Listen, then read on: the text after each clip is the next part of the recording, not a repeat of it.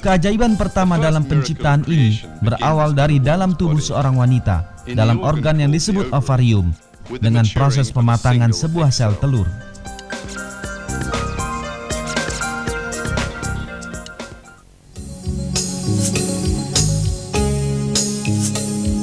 Terpampang sebuah perjalanan panjang di hadapan telur yang sedang mengalami pematangan ini. Ia pertama-tama akan memasuki organ yang disebut tuba fallopi, lalu berjalan melaluinya dengan menempuh jarak yang jauh hingga akhirnya sampai ke rahim sang ibu.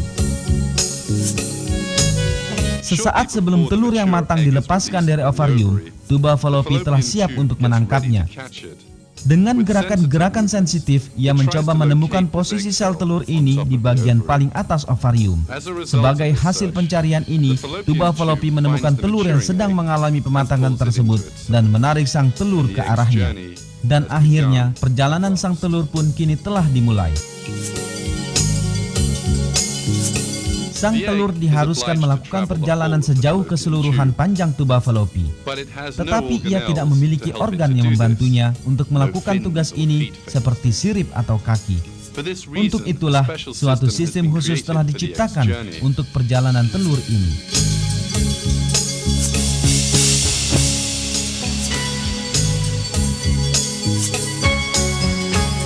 Miliaran sel pada permukaan bagian dalam tuba fallopi telah ditugasi untuk memastikan bahwa sang telur berhasil mencapai rahim. Sel-sel ini senantiasa menggerak-gerakkan rambut-rambut tipis pada permukaannya yang disebut silia agar bergerak ke arah rahim.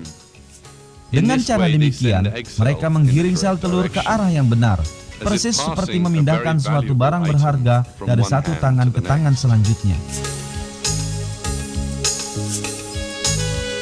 Jika seseorang mengamati dengan seksama, rambut-rambut tipis ini merupakan bagian dari suatu perencanaan yang sangat cerdas dan telah berada di tempat dan dalam bentuk yang sangat tepat sebagaimana mereka seharusnya.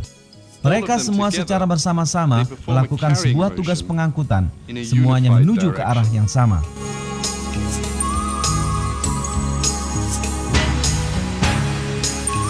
Jika salah satu bagian dari sel-sel tersebut tidak melaksanakan fungsinya, atau jika mereka melakukan tugas pengangkutan ini dengan arah yang berlainan, telur tersebut tidak akan mencapai tujuannya, dan kelahiran bayi tidak akan terjadi. Beruntung ciptaan Allah tidaklah bercacat, dan setiap sel melakukan tugas yang dibebankan padanya tanpa melakukan kesalahan. Dengan demikian, sel telur bergerak tanpa hambatan ke tempat yang secara khusus telah dipersiapkan untuknya, yaitu rahim sang ibu.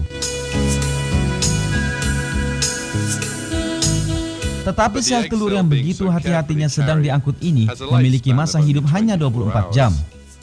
Jika ia tidak dibuahi dalam selang waktu tersebut, ia akan mati. Ia memerlukan suatu material penting agar dapat dibuahi. Sperma yang akan datang dari tubuh laki-laki.